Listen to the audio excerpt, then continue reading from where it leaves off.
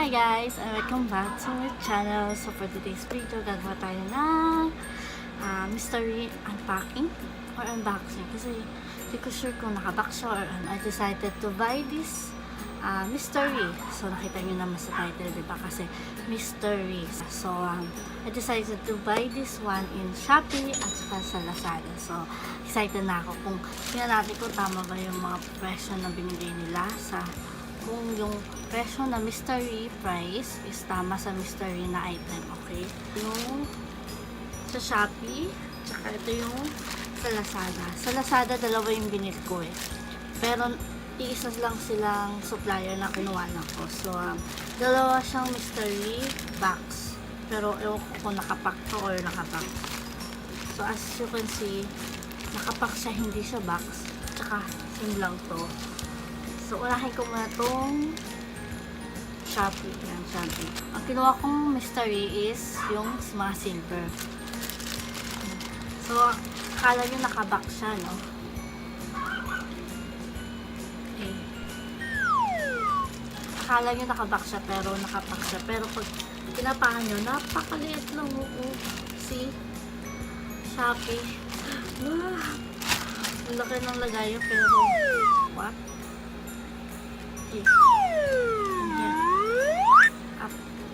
Akin ang lagayan niya pero yung laman niya ito lang eh. Ito lang as in. Open it na natin.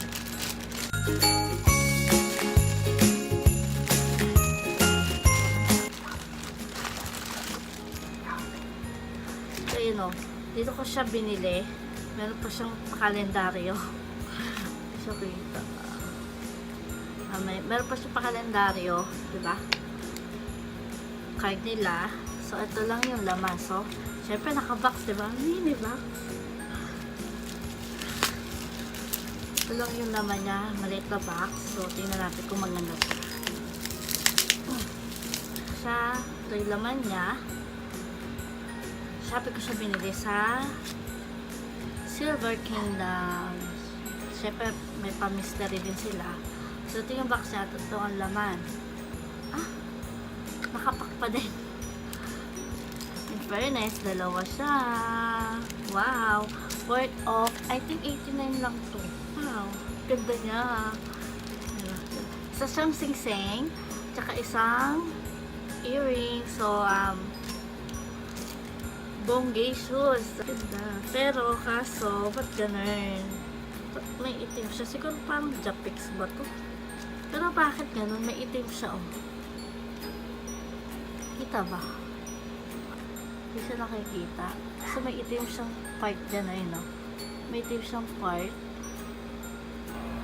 Ito ko lang kung itong silver to. Kasi, yun, no? Yun ang design niya. Para ma-flower siya. At sakto lang sa aking kamay. Itong isa, earrings. Ganda ng design niya, yung earrings niya. Ganda ng design, fairness, mahilig ako sa heart. Ano to? With diamonds, effect, Swarovski. Like this, oh. Ganda, heart. Hearty. Hindi ko alam kung totoong earrings, so 30% na silver lang siya. Kasi magaan lang eh. Ay, ganda. Ganda niya, no? Fairness. Nagtataka bakit? Dito lang ako nagtataka sa sing-sing. Bakit? Meron siyang itim. Parang nabubura siya. Silver-silveran lang ba to? Ang mayaman. Ang mayaman din. Kasi hindi ako mahilig sa hikaw. Hindi ako mahilig sa mga ganito. So, ayan. Pwede na pang araw-araw. Ito yung nakuha ko sa Silver Kingdom. Sa Mr. Pack. Sana heart din to yun, no? Tapos next one, itong Lazada. Dalawa to eh. Dalawa yung mystery box na kinuha ko. Pero isang supplier lang siya. So, ang kinuha ko ay mystery box Lucky Happy Pack. 59.99 pesos. So, magkasama na dito yung dalawang in-order ko sa kanila na mystery pack or box. Tama?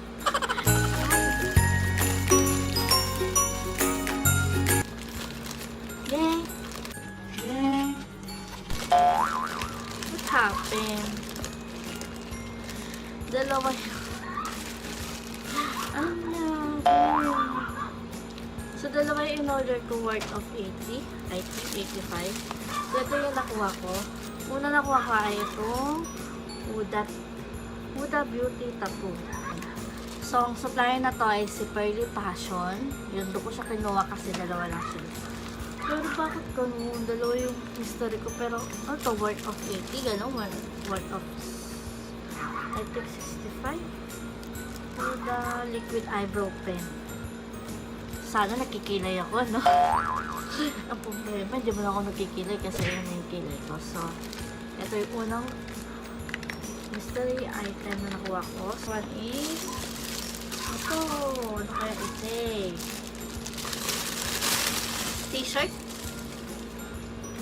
Isang t-shirt na may pa-ombre effect. So, hindi siya overrun. Hindi siya overrun. Isa siyang t-shirt. Tapos, ang problema ay hindi kasha.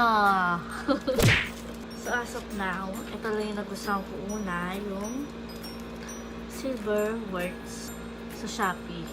Sa Lazada, ayan o. Hindi ko siya magagamit. Tsaka to. So, sayang. Diba? Sayang lang ng pera. Itong lahat ng item na to ay hindi sponsored. Sponsored by me, by my money. Diba? What happened? Okay guys, so check ko yung aking price for the ring and earrings. It worth pala niya is 89 each. So, mas worth it to kaysa dito. Ito ko sa inyo ay yung meron siyang parang nag-faded, nangitim siya dito. Ay, nakita nyo, nangingitim siya. So, hindi ko alam kung silver nga ba to or hindi. Sa Lazada. Hindi ko nagustuhan is, hindi ko alam yung 89. Siguro ito yung 89 pesos. Tsaka 3 pesos. Parang walang mystery, diba? So, wala eh. Hindi siya worth it eh. Parang mas mura to eh. Hindi siya, sa tingin ko hindi siya 53. Ito, hindi siya 89. Siguro 50 pesos lang to. Ito eh, mga 30, 40, ganyan lang siya. Diba? Kaya parang scam nga. Yung mga nakikita ko mga nagpipidback na scam nga. So, yun. As of now, sa Lazada, maraming ang scam. Yan. 53 and 89. Ito nga talaga yung favorite ko, yung earring. So, kung ito bukas mangitim siya, hindi siya totoo. To comment ko na lang sa baba kung mangingitim siya bukas or hindi, diba? Sa kabuuan, natuwa naman ako to sa itong dalawang item na to, worth of 89 and 89. Then, ang hindi ko lang nagustuhan ay yung sa Lazada. Hindi ko siya magagamit, hindi ko siya masusuot. So, sayang ang pera. Papamigay ko na to sa mga marunong magkilay kasi hindi ko na siya kailangan magkilay. Tapos, itong damit kasi ako, kung manamit ako is large, ito is small. Small lang sukat nito. So, papamigay ko na lang din siya. So, ayun. Kung bago lang po kayo sa aking channel, so please don't forget to subscribe, like, and comment down below ha.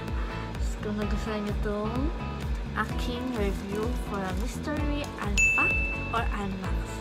Thank you! See ya on my next video.